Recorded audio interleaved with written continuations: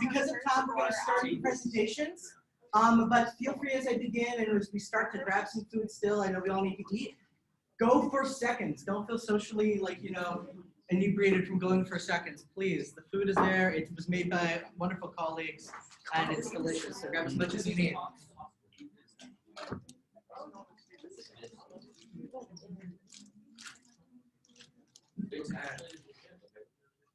So first of all, to our newcomers, welcome to SSDP and welcome to our hardcore SSDP bros for coming back.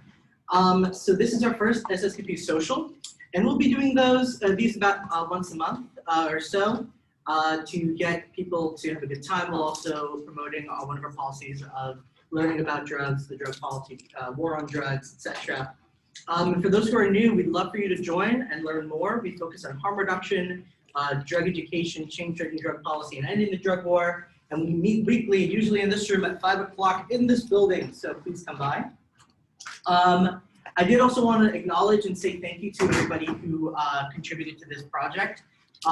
Everyone from researching and proofreading to bringing in food to helping with setup to just being cool people. You guys have all made that a lot easier, and I'm very excited to present. Speaking of me presenting, I tend to talk very quickly. Sometimes I speak with an accent, sometimes I don't, so you'll have to get mad at me for when I fail to pronounce my R's, roll my R's well. If at any point I'm speaking too quickly, I say something that is confusing, you guys have a question, an idea, an epiphany, or a statement, just raise your hand, I'll finish my sentence and I'll get to you. So, and if for some reason I don't, I do that annoying teacher thing where I don't see your hand, I look everywhere but your hand. I also left some space on the papers for you to take notes, to write down questions. On the paper themselves, you will see on the back side a list of sources. Now, these are not all the sources that went to the project, but they're the ones that I think are most important. There's a seat up here if you want. These are the ones I felt were most important, and I condensed in the sections areas of those reports that I think you should read if you have the time. Because I know no one has the time to read a 50 to 100 page article. So here are some selections that are awesome. So that being said, we're going to talk about Colombia today. And that focus is going to be on war on drugs and US policy there. And it's important that we remember that there is a focus here. Colombia isn't all the war on drugs. Colombia isn't just cocaine. Colombia isn't just the United States and American policy. It's a beautiful, diverse country with a wide array of other issues. And I just want to make sure that this presentation is not comprehensive of every element of Colombia. I also want to say that I am not Colombian, and so I don't have any ethnic authority on this. I've definitely done my research and put my time and sensitivity, but be aware of those lovely inherent human biases. Okay, so the first thing I want us to do is I want us to see Colombia. I want us to look at Colombia from a visual perspective, rather than going through the normal professor lecture thing, which we've kind of been going through all week, right? So I'm going to show a series of visuals of slides, and I want you to think, what do you notice from them? What comparisons and differences can you make between them? What is particularly striking or interesting or maybe challenge your understanding or beliefs? It's going to be pictures of maps and some other grids or pyramids. And feel free to also examine them between slides. Just because they're on the same slide doesn't mean that's the only area you're allowed to look at. Does that make sense? Awesome. So the first one we have here is a political map of Colombia, and to the right is a population pyramid. Now, population pyramid, for those that don't know, is basically a diagram that shows the population of a country organized into gender and into age group. So you can see the higher it gets, the higher the age. And it shows what population is there. So you can see there's very few people who are above 99 years old, which makes sense. There's a decent amount of children and middle-aged people. The right side is female, the left side is the male population. So take a couple seconds to look at this and just feel free to shout out, raise your hand about anything you think is significant, interesting, normal. What's up, Matt? Why is it that all of the major urban centers in Colombia seem to be in the northernmost part of the country? So part of that is colonization. So when the Spanish came, that was the most accessible part to colonize in that northern area. That was what was connected. You couldn't get to the other side of the country without going all the way around South America or crossing through Panama. So that's why most of them are collected in that northern part. What's up, Rach? It's interesting that a lot of the larger cities are in the middle and not really coastal. Yeah, I thought that was really fascinating myself, and it was something that confused me because most countries have capitals on the coast. But Colombia is different. Bogota, Medellin, Cali are inland. And I looked into it as to why, and apparently it's because of piracy. And because piracy was so prevalent. We also like to think of piracy on the water, but they would go couple miles inland. So the Spanish wanted to put their colony's capital very deep inside. Bogota is actually on a mountain, Medellin's on a mountain. So yeah.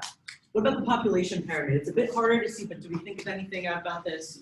Any ideas about what effects it may have on Colombian society? Stephen? I mean, it's kind of like representative of a country that's more developing, like, you know, the more developed, like richer, wealthier countries kind of more have like a more older people in a sense. Yeah, 100%. So usually in population pyramid science, which is a whole thing we're not going to get too much into, when it's a pyramid shape, it usually represents a lot of children, not a lot of old people, meaning that there's high childbirth, but also high mortality. And the more it becomes a rectangle, theoretically, the more developed that country gets. And that's not always a gold standard, but it does show that Colombia is not necessarily an undeveloped country or a country that is struggling with high rates of mortality. What's up, Lee?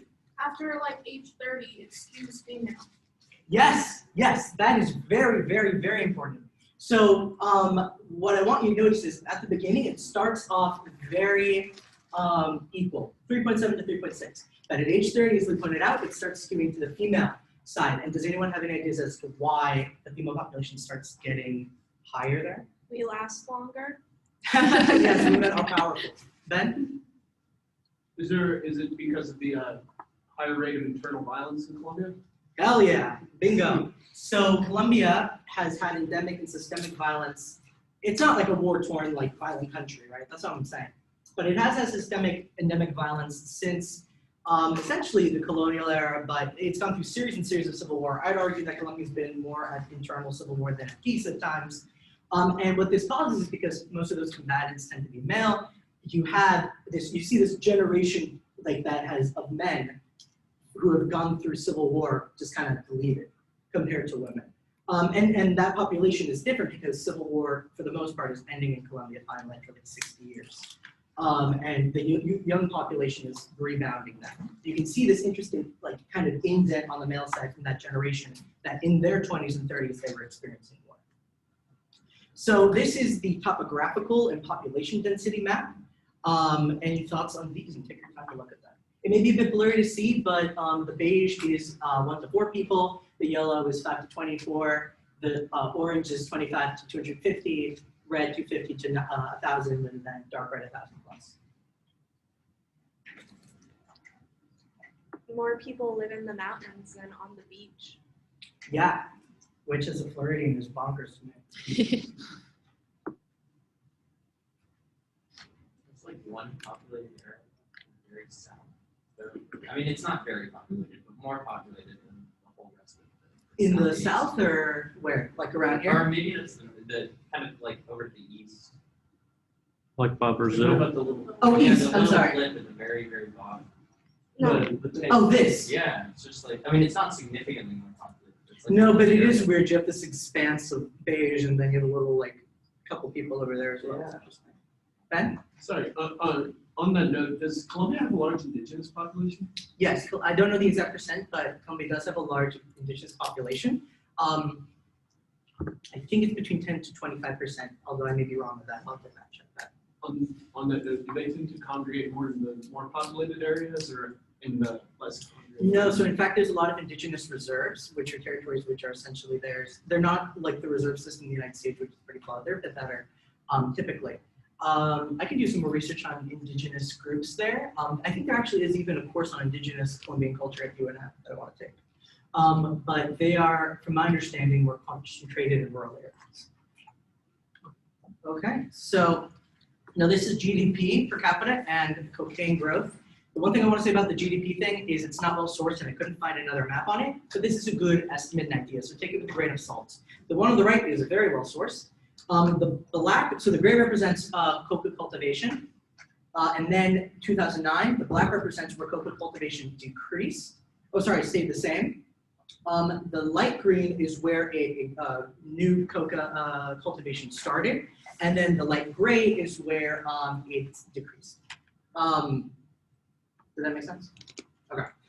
So you can see there the progression of cultivation, and then you can also see that matched with GDP. And also feel free to match these maps with other ones we've seen previously. Any thoughts?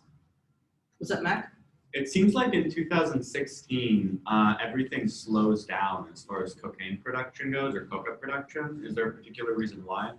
Yeah, so that was at the very end of Plan Colombia, which is something we're going to get to at the third of the last third portion of this presentation, which was this like decade and a half long initiative between Colombia and the United States to crack down on violence and cultivation.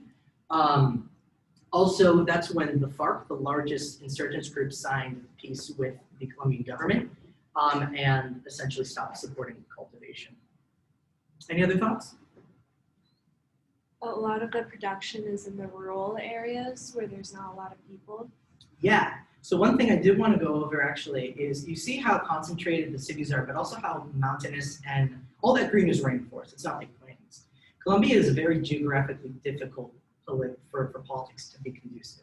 There's not a lot of state presence outside of those areas that are like population zones. So outside of those really dark spaces, there's very little military, police, or otherwise state presence, like there's no ports and things like that. And that contributes also to why there's so much cultivation. And here's a map of cultivation and violent incidents. It's on an exponential scale if you look at it, so it's not like it's 5, then 10, then 20, it's like 5, then 10, then 100. But anything you spot? Sorry, I had a question about the. Yeah, what's up? Population. Pyramid? No, just the population concentration. In coca cultivation, is it primarily like not indigenous, but like people from like Colombians, or is it migrants primarily? Internal migrants, but they are Colombian. Okay. And we'll get into who those people are later. Thanks for asking. But yeah, anything else we notice or something we don't notice, something that maybe differs? Yeah? Most of the cultivation is done in the like the Amazonian side of Colombia and the like more less populated side, and most of the violence happens in the more populated cities, such as like the coasts and the inner part. Yeah, precisely. And see, we'll get into this later, but the Duque administration, the one that those who are in charge now have claimed that there's a correlation between coca and violence, and we're kind of seeing that not really apparent where coca cultivation is. I mean, there is violence, but not as much as in like, Medellin, right? So that's a little thing I have with their government right now, but we'll get into that later. So this is the coca's supply chain in Colombia, and just a brief rundown. It starts with the cultivator. The cultivator just makes the leaves, and they can create the coca base or paste. And basically, they just mix the coca leaves with a variety of cheap, readily accessible ingredients like cement or gasoline. Then a ore trafficker does that base part, and that process is called salting the cocaine. Then you have it refined into cocaine hydrochloride. Oh, that was a nice one. Hydrochloride in laboratories, and then that is brought and trafficked to the United States. You can see that it starts at 0.75 cents per kilogram for coca leaves. Then it jumps to $600 for a gram of paste. Then it jumps to $1,500 for a gram of the refined cocaine, and then it's sold on the market for $60,000 per kilogram. So you can see, yeah, what's up? Well, so that on that, the note of that price jump is the how many kilos of coca does it take to actually make a kilo of Is there a massive ratio? It's not a humongous ratio. I do need to research that exact number. I have it somewhere, but not off the top of my head. So there's a lot of surplus value at the second. Yeah. Stage. There is. That second stage is very lucrative for farmers because we'll get into this later, but it's one of the reasons why coca is so prevalent in the first place. Yeah, but as you mentioned, you can see the value being added at each stage. At each stage, as it increases, it requires more skills, more skilled labor, more equipment. Like you need a laboratory for step 3, but for step 2, you need like a handful of buckets. And then you need traffickers, specialized people, etc. Let me just check this to make sure I didn't miss anything. Any questions before I move on? Awesome. So we're going to get into context now, and I'm going to do my best to keep this short, keep it running, especially because we're short in time. I am going to try keeping it from getting this big history. I personally do believe, though, that the long and interesting history of Colombia is very relevant to what's happening now, but I'm going to keep it to the basics. What we should remember, though, is one of the biggest problems is that disconnectedness, that geographic split in Colombia that makes it difficult for state presence. Not saying that state presence is necessarily a good thing, but you'll see the issues of state presence are correlated with almost every other issue that Colombia has as a government. So, very brief rundown.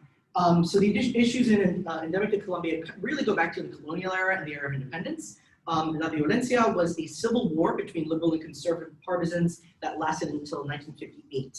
And it killed 200,000 civilians. It was a whole decade of history. The two parties made peace in 1958 and created a bipartisan rotating government, the Frente Nacional, or the National Front, which excluded other political voices. So basically it was like the liberals are going to be the president for 4 years, then the conservatives for 4 years, then the liberals for 4 years, automatically. The candidates within those parties are going to be chosen, but that's the party. There's no other parties that can be included. And so the global communist movement was happening at the time. That mixed with political and economic desperation among the campesinos in the rural areas, and campesinos are rural dwelling Colombians, typically farmers. There's a vocabulary page on your list if you ever miss a term, or I forgot to explain one.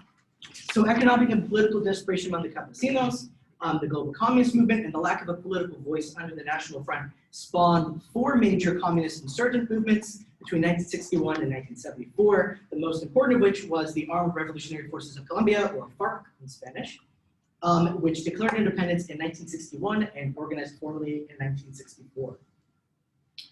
So, this is an American general, and this was his policy recommendation for what the Colombian government and the United States should do.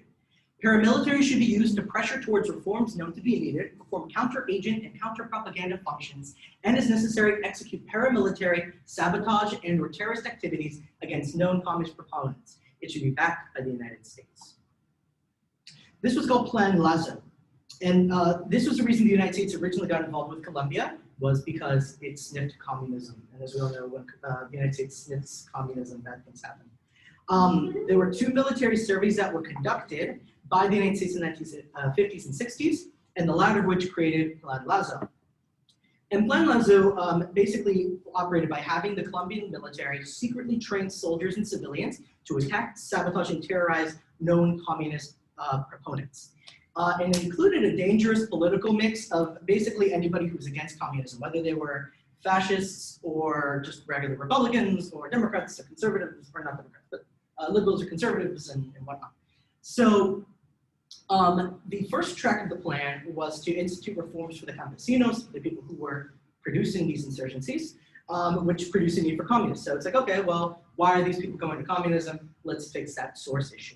The second track was to enforce these changes and use coercive tactics to oust communist support. Soldiers were trained directly or indirectly by the United States, and their pamphlets and manuals on coercive measures and tactics were drawn from American sources. But because no one really gives a hoot about the campesinos in Colombia, the second track of the military action was favored over the first track of reform. And most reforms were ignored. And this is related to state presence. Why would the politicians in Bogota give a crap about what's happening to the campesinos? Who cares about giving them a bridge? We have insurgents armed trying to take over our capital. We need to deal with them first. They had a direct threat to that. They didn't want to lose their power. So they ignored the track of reform and focused mainly on the military, paramilitary aspect. It's also worth noting, that known communist proponents did not just apply to insurgents, it also applied to social leaders, academics, community organizers, unionists, political opponents, nonviolent protesters, right activists, everyone you don't like. It's a very inclusive term. So the drug war, this was the second point of entry for the United States. Now originally, Colombia played like a minor role in the drug trade. It would refine cocaine and traffic it, that was it. Peru and Bolivia were in charge of producing it and shipping it to Colombia. But the drug war's role in Peru and Bolivia, which we did not have time to get today, essentially pushed the drug cultivation into Colombia. And by 2000, Colombia became the main producer of both coca and cocaine. And for those who don't know, coca is the plant, cocaine is the finished product. Now, large networks who ran every part of the supply chain propped up, and these were called cartels. And there were two prominent cartels, the Medellin cartel, centered in Medellin, and the Cali cartel, centered in Cali. The Medellin cartel is his founder and owner, I guess you call CMO, CEO, was Pablo Escobar. Now, they became so influential and wealthy that they began to challenge the state. They could use bribes, coercion, and murder. Thousands of hits were ordered by the Medellin cartel on policemen, judges, journalists, and presidential candidates, generally anybody who proposed a policy which would oppose the cocaine trade and the cartel's dominance. Though the term had origins elsewhere, this is what we mean by narco-terrorism. These narcos, the cartels, using violence and threats and coercion to change the political atmosphere in their favor. And once again, feel free to grab something more to eat or drink as you go. Any questions? Cool. So in 1986, the United States officially declared drug production and trafficking in Colombia to be a threat and began eradication efforts. But these efforts only angered the people who were growing and cultivating coca. The poorest people in Colombia, the campesinos. And this worsened the situation, as we'll see later. So there were two predominant non-insurgent groups that are still prevalent today, cartelitos and BACRIM. The BACRIM, which is an acronym kind of condensed form of bandas criminales, which means criminal bands, evolved from the first paramilitaries established by the US under Plan Lazo. In the 1980s, landowners, political elite, narcos, businessmen, high-ranking military officers, and ranchers all organized to expand the paramilitaries to fight not just insurgents, but all political opponents. And the integration of narcos into the paramilitary shifted the goal of the paramilitaries from fighting insurgents to cultivating cocaine and promoting the cocaine trade. The US was actually directly involved in creating, guiding, and supporting these paramilitary groups. Pardon me. In the 1990s, the deaths of the leaders of the Medellin and Cali cartels caused the groups to fall apart. And you had cartelitos take their place, which kind of means like baby cartels, which were smaller, looser organizations, kind of scattered and fragmented, left over from the big major cartels. And they kind of worked as subcontractors. They didn't try, like the other cartels, integrating the entire like cocaine trade. They kind of just filled small roles that the paramilitaries or the insurgents weren't doing and they needed. And on the right side, they were too small and too fragmented to conduct high rates of narco-terrorism. They couldn't challenge the state. But because they were so small, they often vied for territory and they had succession battles, which increased violence in Colombia.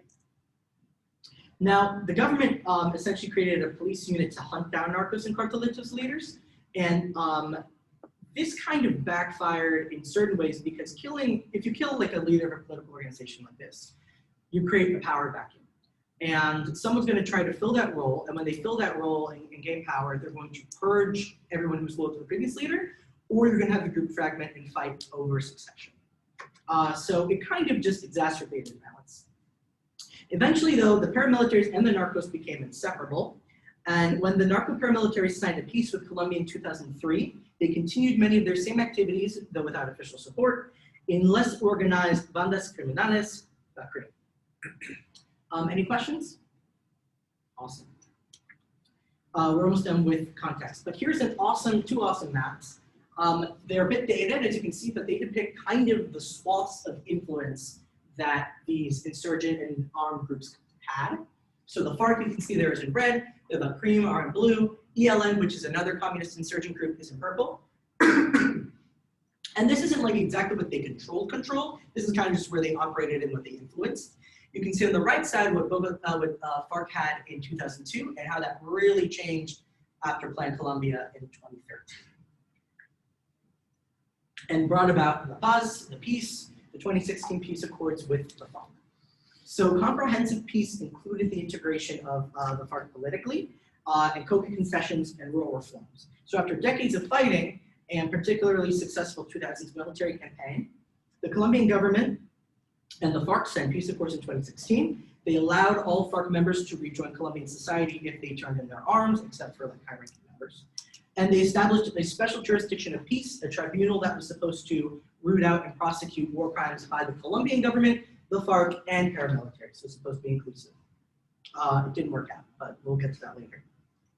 But most of the accords, namely the ones that promised a halt to eradication and implementing comprehensive rural reforms for the campesinos, were not implemented and are still not being implemented. And there's also a failure of bringing back ex-combatants into society. 1,000 to 3,000 FARC dissidents are continuing operations today, claiming to be fighting because they never got the parts of the accord that they were promised. So what's happening in Colombia currently, aside from that? A lot. So Colombia faces a lot of systemic political violence. Leaders from a variety of political facets face threats, harassment, coercion, and assassination. Whether these activists are for the indigenous, crop substitution programs, political campaigns, unions, they're academics or social leaders. It's not like in the United States where we have kind of like very limited repercussions for political voice. There's a very real threat of death, and as you can see from that statistic, 611 environmental activists were killed by armed groups since 2016. And the reason why is because these armed groups like the territory for mining, for cultivation, and these groups are trying to protect Colombia's biodiversity and natural parks. National protests in 2020 sparked over a controversial tax law, and 87 civilians were killed during those protests. 28 of those were killed by the state. The state injured 1,905 people, and over 3,365 people were detained, often arbitrarily. Under the Duque administration, a partly humanitarian and partly anti-communist program was given towards Venezuelan immigrants. Basically, Colombia received over 2 million immigrants and refugees, and Duque gave the Venezuelans arriving before January 2021 a decade of temporary protected status, which is awesome. It's providing for people who are trying to flee from troubles in another government. However, it's also exacerbating the Colombian economy and the welfare system there. COVID-19 has also harmed the economy, as we can all guess. And coca and cocaine production has rebounded since the end of Plan Colombia, a campaign which began in 1999, and that will be advanced. But are there any questions, concerns, comments, ideas? Yes? And Duque, is that the president now? Yes, I'm sorry, I didn't explain that. Duque is the current president of Colombia. He was elected, I believe, in 2018. And he was kind of elected after the person who made the peace with the FARC lost. Okay. So he is against, yeah. So he's kind of against, not against the FARC peace, but he was very critical of it. He's very critical of alternative livelihood programs for cocaine, which we'll get into later. It's an interesting, I mean, I don't like it. It's an interesting government. Yeah. Has there been a group that's taken over like the power vacuum left behind by the FARC? Yeah, so basically the background kind of filled in those gaps, if not the FARC dissidents themselves, because there were dissidents, and some of them maintained that area, but the background kind of just went and swoop it all up, or the cartelitos. Is there an estimate for how much of Colombia that still is, for lack of a better term, under the sway of the FARC? I haven't been able to find any modern maps. It's difficult to collect the information because it changes on the daily. They're always battling, and also it's like, it's kind of abstract. It's not like there's like a line or delineated border. It's kind of like more like turf wars, you know? So, but I can definitely look into that and find out some more information. I appreciate you bringing that up. Yeah, Matt? So the campesinos are like a sort of peasant class almost, right? The campesinos. Yeah, I would use the word peasant, and not to be derogatory towards them, but mainly because that is like how they're treated. They have no land claims. They're often poor. They're often internal migrants. They face a whole host of troubles. And they're rural. Did you have a question?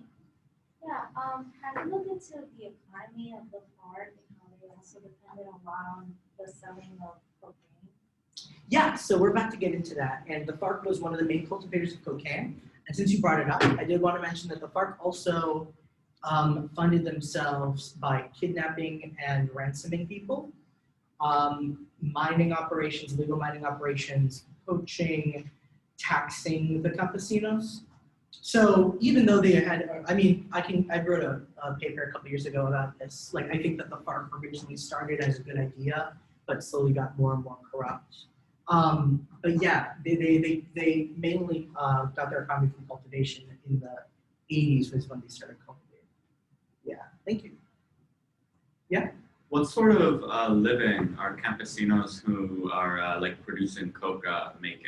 Like, are they able to like elevate themselves out of poverty at all No. through this, or just to subsistence? So a campesino has been quoted as saying that growing coca is the only way of maintaining a dignified life. Some kind of dignified life, specifically what he said. And you can make about a net profit of $2,000 per hectare per harvest.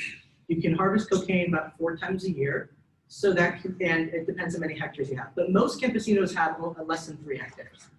So that's like about like $6,000 a harvest. 3 to 4 harvests a year. If the military doesn't come in and destroy your fields, if you're not taxed too much by the FARC, or not the FARC anymore, but whoever else is in charge. What's that? Being that it's like a recent issue, I think taking note of like all the huge influx of Venezuelan immigrants into Colombia and kind of seeing the reaction of the Colombian economy and how that, I mean, it's poor now, but I think in the future it's going to be very interesting how that pans out, just because anything could happen in that sense. It's going to be what? Because? Well, right now the Colombian economy is taking a big hit because of the huge influx of Venezuelan immigrants, but I feel like in the future it'll pan out differently just because it's Like it's so volatile. Yeah. It could- Oh, no, it definitely is. No, the Colombian people are very innovative, and I think that if the government makes the right changes in terms of economic reform, we can definitely see a rebound. There's a lot of things at play. It's not just the Venezuelans or even that, like, they're tying down the economy that much, because the Colombians don't get that much to welfare anyways, or the Colombian government rather. Okay, so now we're going to swoop into coca cultivation. Now that we understand the historical context, why insurgents exist, how the U.S. got involved, how the lack of state presence affects things. Finally, going to get into coca and cocaine. So the first question is, first, this is the supply chain again, just so everyone remembers. Coca leaf, base, refining, cocaine. So the first question is, who cultivates coca? And it's interesting because everyone on the political spectrum cultivates coca. So it's not a partisan issue. The campesinos are the ones who are actually doing the work. Those who cultivate cocaine can also be known as cocaleros. And they're the ones doing the actual planting. There are about 215,000 families involved in growing coca. Most are victims of internal displacement, and 40% are 19 years old or younger. Many are women and the elderly. And there are 2 groups of cultivators, either smallholding farmers who have less than 3 hectares, or there are large industrial plantation like coca plantations. We were not good. Oftentimes you'll have smallholders send 1 or 2 family members to work at an industrial farm because you can make $20 a day there, which is a lot in this economy there. But on a group scale, who's doing the planting, or rather who's ordering and profiting from the planting? For one, the FARC, when they still existed, but the dissidents are continuing this. They initially were skeptical of coca, but new territorial opportunities left after the fall of the cartels, threat to the paramilitaries, and a lack of funding after the USSR fell down. Also, the FARC to change its tune and start cultivating coca and making it one of its main sources of funding. It was used mainly for the organization and its financing, and FARC focused on cultivating and salting the cocaine, but not necessarily on refining it and trafficking it. The narcos, as they integrated with the paramilitaries, became more concerned with the coca trade than fighting the insurgents. They focused on trafficking, but when possible, they fought with the FARC for cultivation territory. And the cartelitos filled the gap in the supply chain for both paramilitaries and the FARC, except until the FARC banned them from entering their territory because they saw them as too closely aligned with the conservative paramilitaries. Does that all make sense? Sweet. So why cultivate coca? In the first place, I'm going to sound a little bit like a brochure because honestly, it sounds pretty good. First of all, it's very reliable and very stable. Because armed groups fix the prices, it's the only agricultural product that has a minimum price. The entire harvest is guaranteed a buyer, and it grows very quickly, year-round, and provides for up to 4 harvests a year. It's also much more lucrative than illicit goods. Farmers can salt their coca by making it into a base, adding a huge ton of value, and it only takes cheap, readily available products like concrete and gasoline, as we saw earlier with the little diagram. And few other illicit goods have options to add value. Like you can't really do anything with coffee beans to make them more valuable. At least not with a lot of machinery and intensive labor. It's also very accessible to campesinos. As you said, these people are kind of like a peasant class, as Max said, right? They're a peasant class, they don't have land titles, they don't have credit. But local dealers will come in and provide them equipment, they'll provide them seeds because they have an interest in more cultivation. And finally, coca buyers do the collecting. They come house to house to get the coca. Cultivating illicit products is different. You need to independently ship the product yourself. You need to market it, and then you're not even assured a buyer. And transporting goods through Colombia, as we saw earlier, with its really ragged geography and the lack of infrastructure, is like impossible. So cocaine has been vertically integrated. Yeah, it definitely 100%. Every step of it is just readily accessible, and everyone who is working with it has an interest in making it better. The same can't be said of illicit goods. Any other thoughts or ideas or questions? Okay. Oh, and finally, right, before I forget, as I said, it provides them a dignified life. Coca puts children through school, right? Like, it provides people medical access, financial security, things that they wouldn't have under illicit goods. I know it sounds silly, but for these people who have no other alternative at an economic livelihood, coca is kind of the only thing they got. And this is especially dangerous because armed groups who control these cultivation areas enlist children. Like, they'll enlist a boy as young as 10. They'll say that that's a prime age for child soldiering. And so if you are able to afford to send your child to a boarding school, you're protecting them from that violence and from being thrown into not the military, but paramilitary or dissident insurgent group. So despite these benefits, though, there are a lot of challenges to the cocaleros. And so first of all, are having to deal with armed groups. They use threat and violence to control the territory and tax it heavily.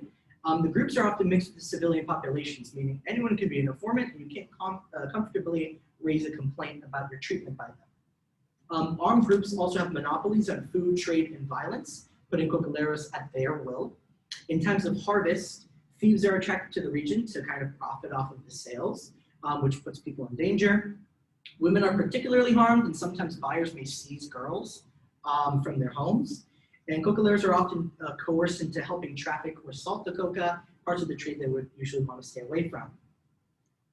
And during manual eradication efforts, which is when the state comes in to uproot the coca or destroy the plants, cocaleros are the ones who have to deal with the state, not the people who are trafficking the drugs, the people who are growing them. And often it ends violently. Cocaleros face jail time, fines, and even eviction. And sometimes the military presumes that they're ideologically tied to the group, which isn't true, right? These people don't have any ideological ties to the group, but because they're invading that region, the military may abuse them, calling them, in some cases, communists or cream or what have you. Any questions? So now we're going to look at the counter-narcotics strategy, and we'll analyze the predominant US and Colombian approach, and then we'll see why coca has rebounded. So these are the three main assumptions of our current counter-narcotics framework. A, that the existence of cocaine in the United States is not in our interest. B, that we should focus on supply-side approach, that being we should exterminate the source of cocaine, the physical source. And 3, the zero coca approach. Zero coca is a policy dating from the 80s, which basically assumes that coca is the main source of violence and instability, and you need to eliminate all coca before any improvements can be made or before you can offer group assistance. These are just the assumptions, though, that most policymakers have been working under. And I want to know what you guys thought about these assumptions, thought about this framework. How would you guys approach counter-narcotics? Would you kind of approach it differently? Are there any redeemable ideas here? Are these all redeemable? What do you guys think? Yeah? The third one, where it's like, we won't help until there's zero cocaine, right? Like, that's essentially what it is.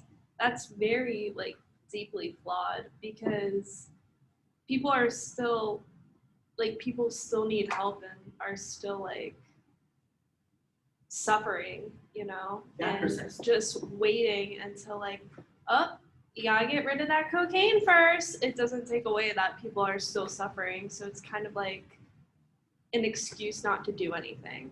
Yeah, 100%. And that is a huge issue with livelihoods. I thought you're in next one. Oh, yes. The supply side approach vexes me on a daily basis because it's what I see, you know, in the United States policies as well. And I mean, the thing is, I just don't see the demand of for cocaine going away globally. ever. Right. I mean, it's very popular. Yeah, right. Does food involve? No, sorry, this is not. We do You're have welcome to food join us if and you want. thoughts We do if you have want. Thank you. Sure. Yeah. Like when you're looking at international counter-narcotics, counterinsurgency, counterterrorism, the reason behind those are so complex that any particular singular strategy will never be applicable across the entire dynamics that you see. So you can't just have a single supply side approach or anything and it work in all cases. Definitely, and that's a very key thing is that policymakers often don't want to do the work, myself included, when I'm in my classes for policymaking. And we try to copy and paste stuff. I saw your hand next, I believe.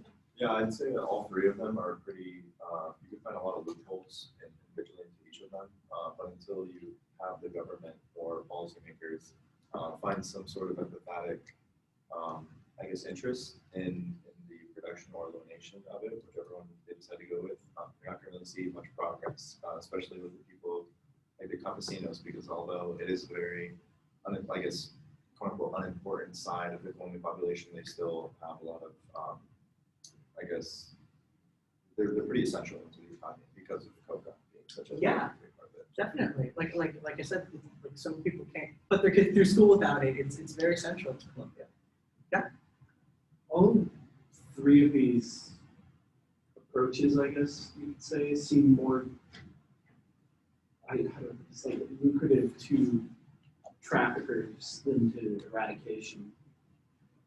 It seems more along the lines of like you're kind of doing the what do you call it, the like supply and demand for the traffickers rather than bettering anything. Sure. Because by eliminating, you're creating greater demand for cultivators. So Definitely. Hi, friends. Just come to join us. Yeah. Feel free to grab some delicious food over there. Please grab some soda, grab some empanadas. We're just about to hop into our discussion of cocaine. If you guys want later, I can give you the notes on anything you guys may have missed, but just let me know. But yeah, I definitely agree. Did anyone else have any thoughts? Yeah. When you're talking about like growing a product, right? You have a certain amount of pride in doing that. If you're making a cigar, you're talking about the golden leaf. There's a lot of pride that goes into your work, your life, right? So why would somebody spend their entire life trying to destroy someone else's life? It doesn't make sense. Especially when they're not getting anything in return, right? Right. When it's so lucrative. So if you target the people that are actually making the leads, what you're basically doing is sending the military after the people that you should have on your side. Yeah, 100%. And we'll get later into what's called alternative livelihood programs, which are, in my opinion, the best approach. And I should hardly say my opinion. The scholars' opinion is the best approach, which talks about changing positively for the cultivators. And also, I mean, I'll get more into this later, but the cultivators aren't necessarily the problem. They're the ones who don't have a choice. Like, let's look at other streams like the traffickers or things like that. Any other thoughts before we move on?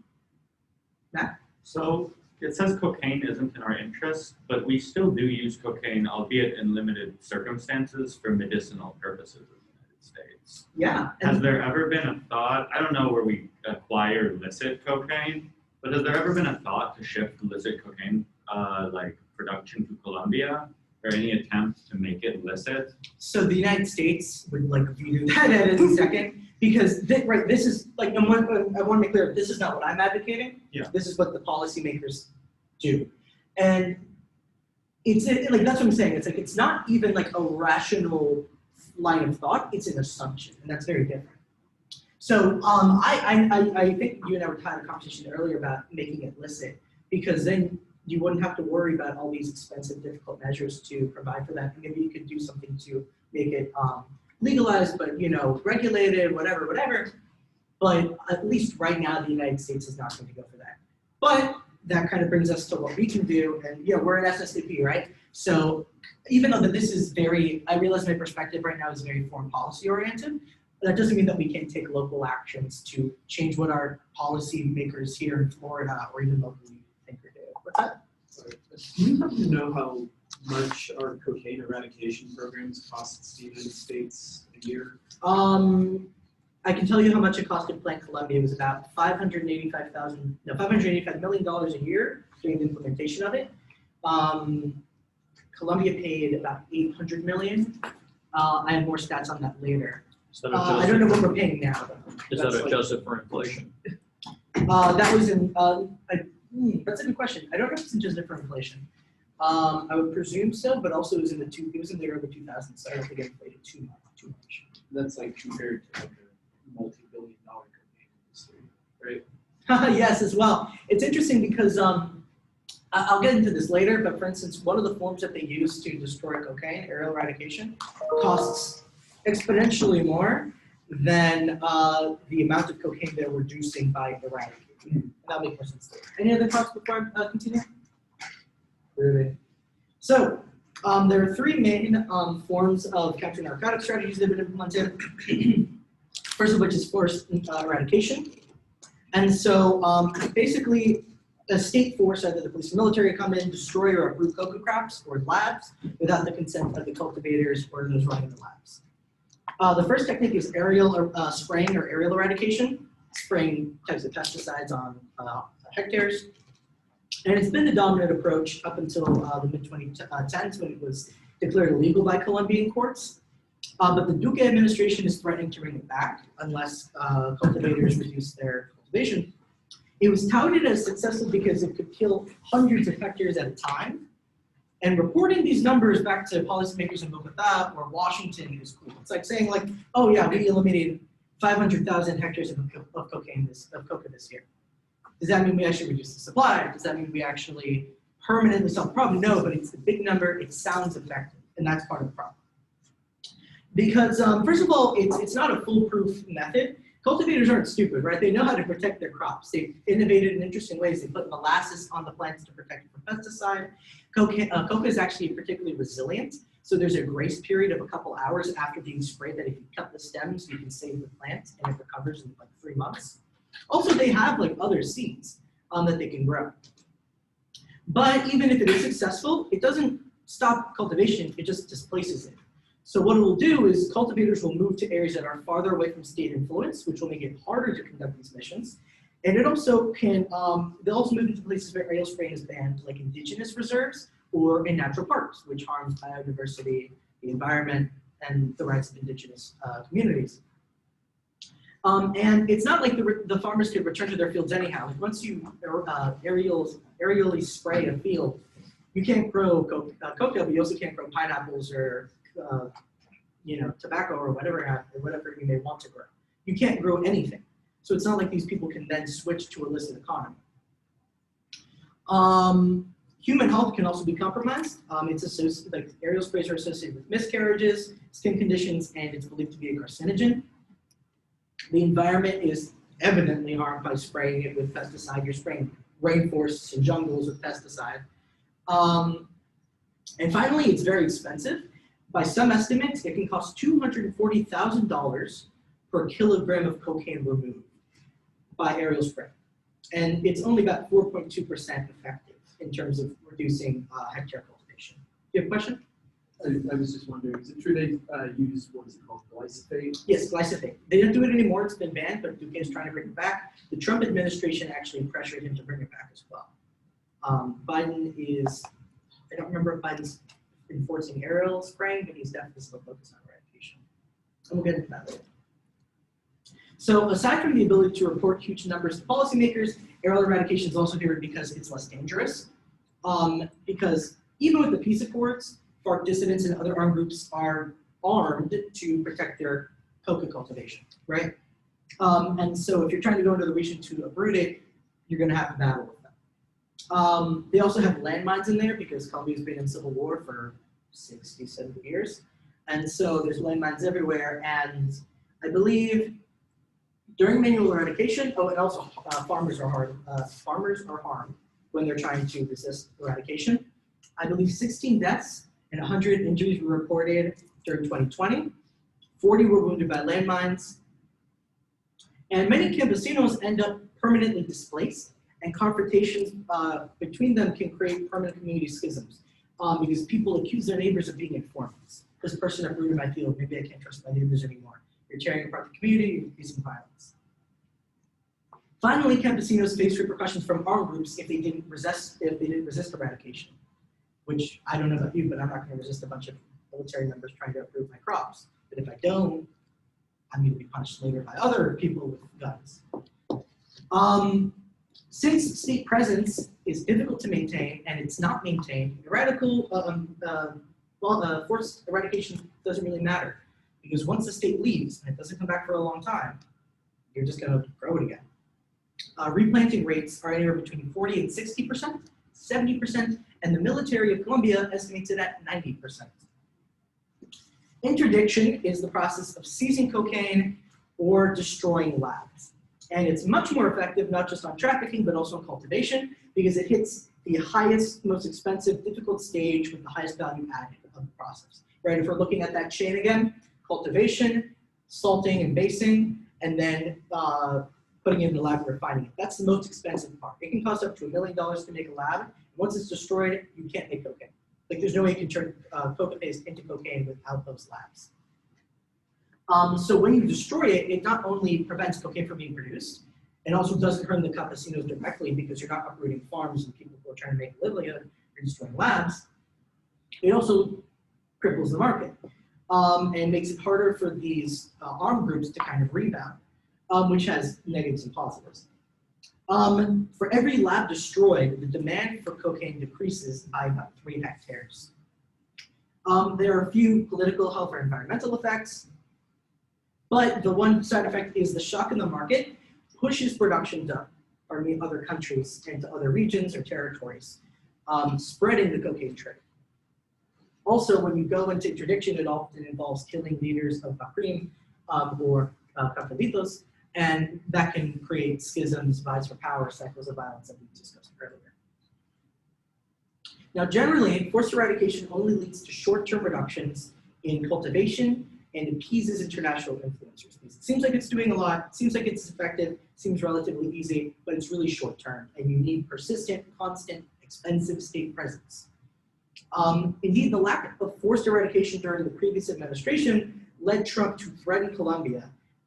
He threatened that if they didn't increase the pace of eradication, he would decertify them as a counter-narcotic partner, which means they would lose most, if not all, of their funding in USAID, which they're dependent on. But the negatives are plentiful. It compromises human health, rights, and stability. It tarnishes the reputation of the state among campesinos. If you're trying to build a cooperation with the campesinos, if you're trying to integrate them into society, you're not going to be doing it by the only time they see a state actor is when they're uprooting fields, spraying fields, or attacking them. It displaces cultivation to environmentally sensitive areas. It prevents illicit cultivation when it's aerial spraying is happening, and it undermines the 2016 peace accords where Bogota legally signed that it would use eradication as a last resort measure. There is voluntary eradication, which basically the government offers incentives for people to eradicate their own crops. But it's also very flawed because most of the time if the cocaleros refuse to participate, their fields will be eradicated anyways, which is more of a forced deal than voluntary. Changing cultivation from illicit to licit is difficult. It takes time to change your entire production scheme.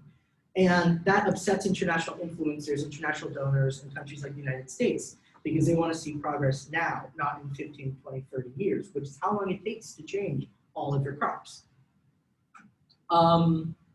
It also doesn't work well with the zero cocoa approach because these people can't wait all that time for state assistance, which takes a long time, while they, as Rachel pointed out, while they have no income. I can't eradicate my fields and then go starving for a couple of years as I'm waiting for the state to build a bridge that allows me to transport my pineapples to Medellin or what have you.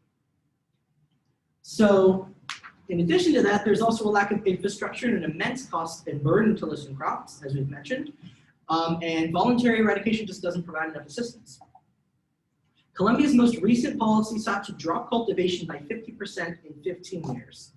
But a Thailand program to remove poppy, which is very successful, took twice as long. It took 30 years, And Thailand had 1/10 the number of hectares cultivated to poppy as Colombia's cocaine. So the policy they have is just unrealistic. It's not going to work. Any questions, comments? Yeah? And then not to mention, to my knowledge, there's no such thing as synthetic cocaine, whereas there is synthetic opioids. So Yeah. the demand for poppies may have been decreasing anyway, Of course. whereas the demand for cocaine is going to remain as long as there's no good synthetic option for it. Exactly. Precisely. Thank you for bringing that up. Wait, so does that, so like actually all cocaine in the world, that's something. Came from where? Cocoa, there's no other way. From my understanding, yeah. It's pretty. If anyone wants to start innovating, let me know. Then there are alternative livelihood programs. And these essentially provide cocaleros economic and infrastructural incentives to develop and get them to abandon coca cultivation. These are more comprehensive than voluntary eradication. So they could include government-funded training, monetary incentives, marketing resources, farming equipment, and temporary welfare for transition. But most of the time, there's a lot of challenges to this model that prevent it from being actualized. So first of all, most cocaleros, campesinos, they lack land titles, they lack savings, they lack credit. They don't have the capability to make a long-term investment when, especially for illicit goods, which take a long time to grow. Like, I think it's something like, it could take, I think, 6 years for rubber trees to grow. It takes like 3 months for coca. And rubber trees don't pull in nearly as much profit. Most programs fail to deliver all comprehensive types of assistance, and they usually just focus on giving monetary handouts or training, which isn't enough. The National Program for Integral Substitution, or PNIS in Spanish, was one such program. It promised a year of monthly food subsidies, about $3,400, $500 for crops and livestock, and about $6,000 for the development itself. But almost all families received their first payment 3 years after signing. The program lacked broader, comprehensive rural reform and development, such as land titles, credit access, fixing price fluctuations, and infrastructure. None of these problems, if you may recall, were problems under coca cultivation. Cocaleros had to destroy their crops because of the zero coca policy, and this exacerbated mistrust and poverty when they found out that they weren't getting their pays till 3 years later, or that they didn't come from the program, which happened a lot. Because the program was originally for 130,000 Colombians, families, and Duque cut it to 99,000. Killings against program advocates by armed groups increased to 546% because there's a lack of state presence. And armed groups are not exactly interested in removing cultivation. Those that are taxing the alternative programs. So if I'm a campesino, I'm getting $3,000 from the Colombian government, an armed group is going to tax that. And participants reported an income loss of 50% on these programs. So why was it a failure? Well, the program was really limited in scope. As I said, Duque capped it at 99,000, half of the parties originally interested. There's also US sanctions on FARC because US has listed FARC as a terrorist group. And even though it doesn't technically exist anymore, because of that, ex-combatants are not allowed to participate in these programs, which is a huge problem because you can't reintegrate them into society otherwise.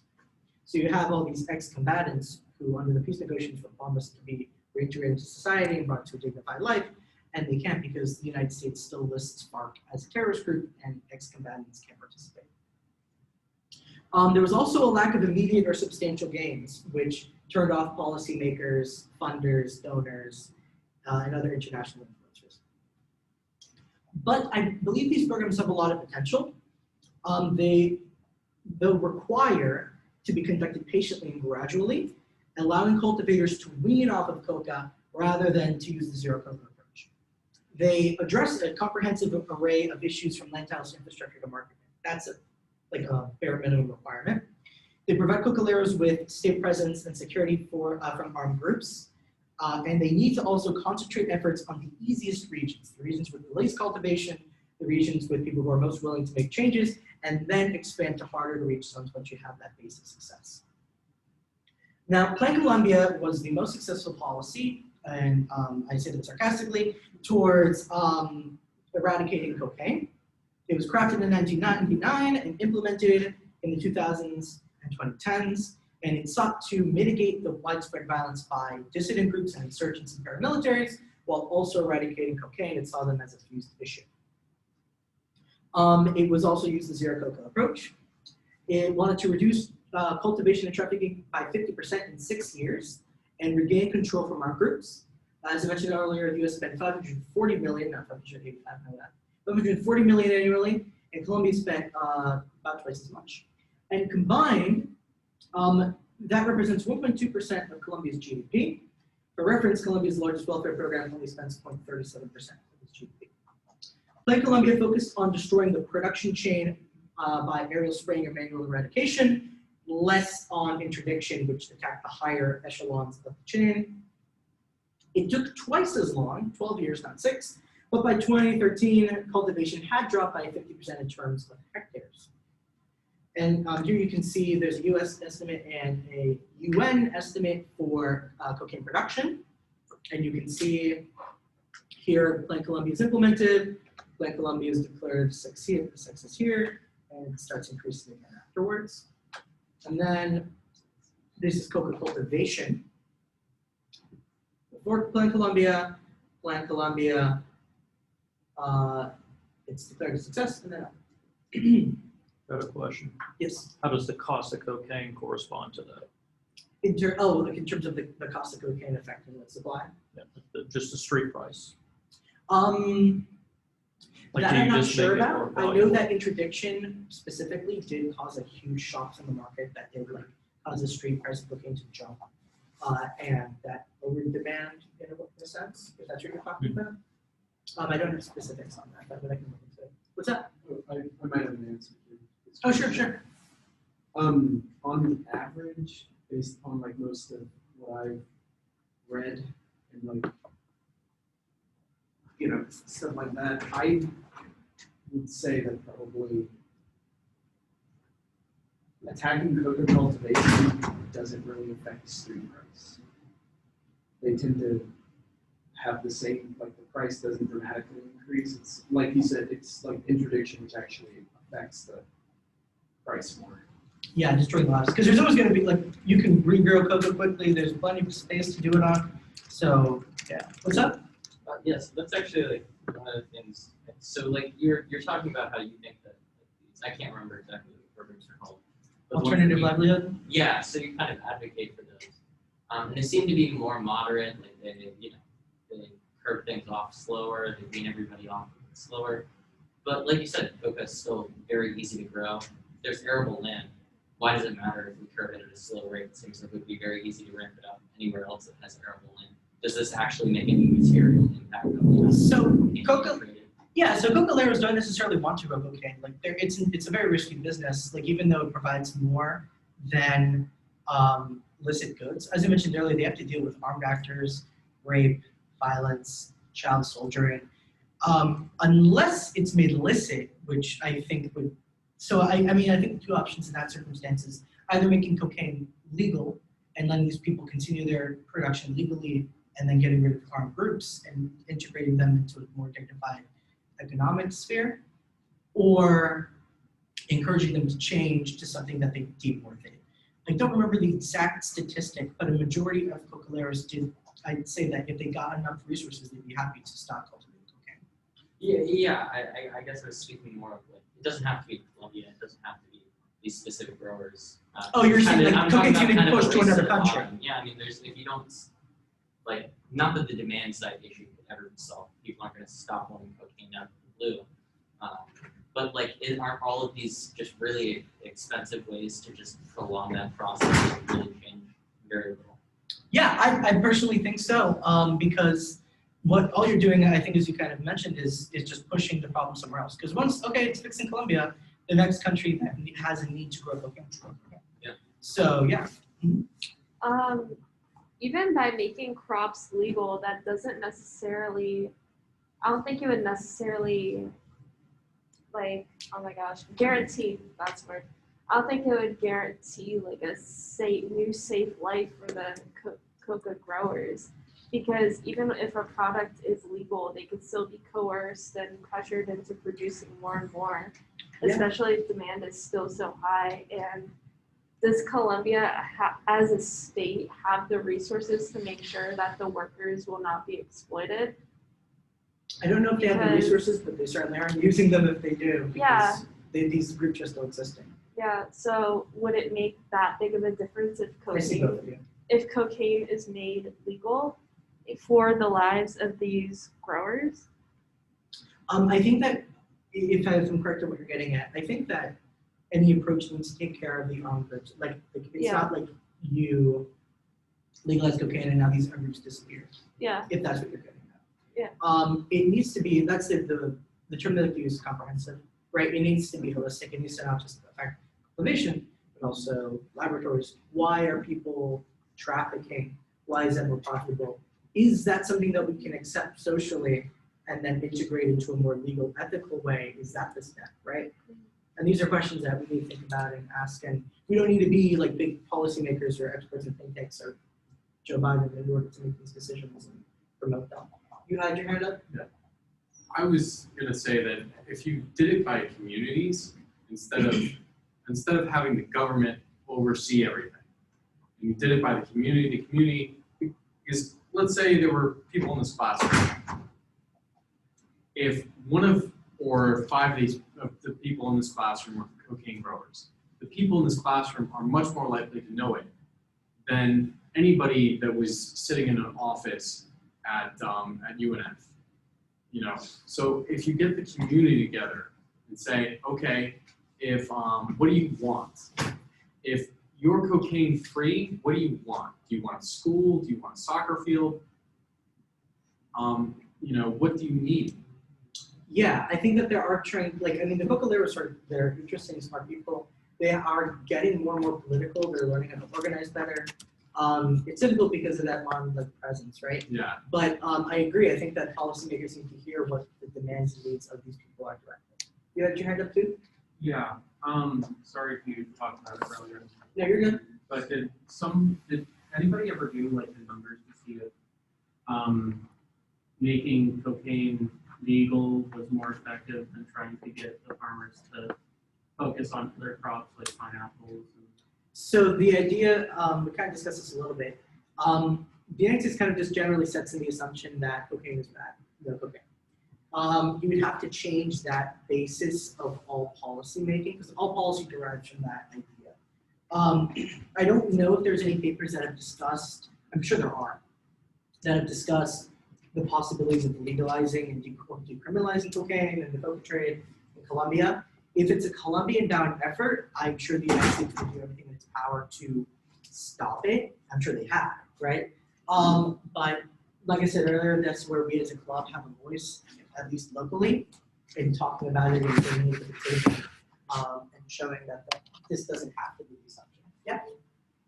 I think I mentioned this to you before, but the former president of Colombia was interviewed on a podcast by the founder of Drug Policy Alliance, Ethan Bellman, on a recent podcast, and he said that, you know, while he was in power, he started to already have thoughts that, you know, the aerial, you know, stuff was not the way, but he was still ordering it to happen because he felt so much pressure from particularly the United States, but other foreign powers as well. But he was already starting to think like this is not working. And now he's part of a group of former world leaders that are talking, and they're kind of think tank, talking about decriminalization on an international scale. And he talked about that. And so I think that's interesting that if that's the view of the former president of Colombia, it's like, you know, and Ethan Fettelman even kind of pushed back and said, well, why didn't you fight for that while you were in power? And he was basically like, you can't. Like, I would have maybe been assassinated, like literally, you know? So anyway, it was just an interesting. That was President Santos? I believe so. That's all. That's really I interesting. can actually look it up. I mean, I won't interrupt you more, but I'll like confirm if that's who it was. Yeah. I was just gonna say, I feel like you addressed the unfair power structure a little bit when you discussed how reliant they are on U.S. Do you AID. need a table for the laptop? No, it's cool right now. Okay. But yeah, I was just gonna say the unfair power dynamic expressed between like the U.S. and Colombia as far as like funding and how we can limit the aid that we provide to them that they become dependent on? Yeah, we provide copious amounts of aid to Colombia, and if they do something we dislike, or Washington dislikes rather, we cut it. We threaten them to cut it. We pressure them to. We fund paramilitaries. In my foreign policy classes, we're taught to use this. We're taught to use the U.S. toolbox, but I think that it's like in that sense, international affairs is removed from the ethical side. You have a question or a comment or idea? Comment related. Box doesn't fit. Bolivia in 2015 legalized the production cultivation. Was that the? I think it was on a limited scale. I think I know what you're talking about that. Yeah, Where they could guys like are being you could grow indigenous like I think 100 by 100 meters could be coca, and then the rest had to be illicit crops. Yeah. I mean, Is that correct? I think they raised the amount because indigenous people in Bolivia use coca as a method. Because you can chew the leaves, and like the leaves are also psychoactive. They use it as a coffee. There you go. That's pretty good. Also do that as a what? It's like coffee. Do that? You chew on the leaf. But it seems to do well, at least in certain regions of Bolivia, for regulated violence. Yeah, and indigenous people in Colombia also do that. They chew the That's right. Pretty good. Yeah, I wonder if they have. It's really good. It's good for alcohol. Should have brought some. It's good for demon chew gum. I wonder if they have.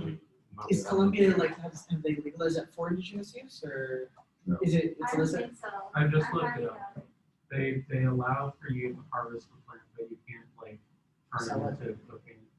Oh, Okay, that's interesting. That makes sense. That's interesting. Okay. And it was President Santos. Yeah. Okay. Cool. So I'm definitely looking at that again. That sounds really interesting. So why was there a rebound? Now, the Duque administration and conservatives tend to argue that it was because of the incentivization programs that were put under Santos, who definitely wasn't like an angel, but he was more towards alternative livelihood than Duque was. And he argues that it was the structure of the program. Knowing these programs were coming, cocaleros would increase their cultivation so they can make a double profit off of the harvest just before having to eradicate it and then profit off of state assistance. Some argue the FARC encouraged this during the peace process as well. Also, the dissolution of the FARC and the departure from their territory opened up new avenues for cartelitos and other armed groups that could expand their cultivation to areas that the FARC had stopped. Hey friends, feel free to grab some food or drinks or anything. You guys do on the floor and feel free to get seconds. But most scholars argue that Plan Colombia was just not sustainable. Unless fields are constantly being eradicated, cocaleros are just going to replant. Especially after losing crops, they need to replant more than ever to make up for lost harvest. And as mentioned, aerial eradication has the possibility of destroying any possibility for illicit cultivation and pushing cocaleros into harder to spray areas of Colombia. And a lack of comprehensive development, such as infrastructure, land titles, credit access, prevents cocaleros from integrating into illicit economies. And finally, illicit economies take a long time to develop. And while that's happening, cocaleros need some source of income to sustain themselves and may continue cultivation for that reason. So is the rebound more because of the incentivization of the livelihood programs? No, of course not. It's because you have these issues with Plan Colombia, and Plan Colombia itself is flawed and it's counterproductive, it's unsustainable. I want us to look at this chart actually before I move on. You can see not a super great correlation between cultivation and aerial eradication. As one of them increases, it does decrease in 2005-ish, but you can see it increases, the other one's decreasing. And then they both decrease together, which doesn't necessarily make sense. You would expect one to increase and one to decrease, and then cultivation continues to increase as it decreases. So when people select like this part of the pie, where it's 2010 to 2015, say, it's like, oh, look at this direct correlation. But when you look at it on a wider scale, it's not that same kind of cause and effect. So the flaws of Plan Colombia, and I've addressed most of these in my previous parts about eradication and the other errors in the counter-narcotics sphere. But mainly, it is unsustainable. It provides a false sense of progress to international influencers. It's Without a permanent, repeated state presence, it's not going to work. It harms the environment, it harms human rights, and the creation of mistrust and hatred toward the state is also a really big issue because it's preventing these cocaleros and campesinos from ever integrating into Colombian society. And it also displaces, and by displacing, it also expands cultivation. It's also not permanent, and it was only decreasing cultivation because of repeated operations. Once they stopped playing Colombia, things went back up, and that means it's not a sustainable permanent solution. It's not a matter of, and nowadays the argument is playing Colombia was successful, we need to bring it back. That's what Duque's argument. But it's not that playing Colombia is successful, it's that we need a more sustainable policy. So now we're going to take a look at what Bogota and Washington are currently doing, both of which seemingly want to return to the Plan Colombian model. Any questions or comments before that though? Okay, so the Colombian policy, Duque has argued for increased aerial fumigation, threatening it if cocaleros don't pay back. He has increased forced eradication, and he shied away from most alternative development programs. The programs he has permitted have been conducted in the most challenging zones of cultivation, which dooms them for failure. As I mentioned earlier, you want to start in easy areas and then expand. You don't want to start in like the heart of Antioquia. His tough stance may also be his downfall. Since FARC made peace, they became the Comunist Party, and it's very unpopular. But the more that Duque is angering the campesinos by eradicating them and not providing them promises that were given under the peace accords, the more popular the Comunists may be, which would be pretty bad for Duque and the polls. And it's also technically illegal because he's supposed to be upholding the accords and using eradication as a last resort. Biden has signaled for three very vague pillars of countering narcotics: drug supply reduction, comprehensive rural security development, and environmental production. And so what these are essentially is he wants to focus on eradication, interdiction, demand reduction, and arresting narcos. He wants to follow through on the peace accords by investing in rural development, security, and access to justice. He wants to ensure the protection of social leaders, reduce coca dependency, and change how progress is measured, which I think is important. Like changing how progress is measured from fields of coca to maybe interdiction or cocaine supply and demand would be a much better measure. And much more honest measure. And finally, he wants to assist in monitoring environmental crimes by narcos, restore tropical rainforests, eliminate coca fields, and deny armed groups havens in natural parks. Aside from the addition to climate and focus on the peace accords, Biden's expectations for eradication are pretty troubling.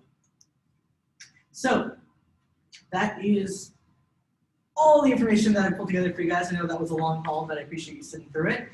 This is my list of sources. So if you guys want me to send it to you or check me or learn some more, feel free. On your paper is a selected source as well, annotated for your convenience of some of, not summaries, but key parts of the article so that way you don't have to read through the whole thing.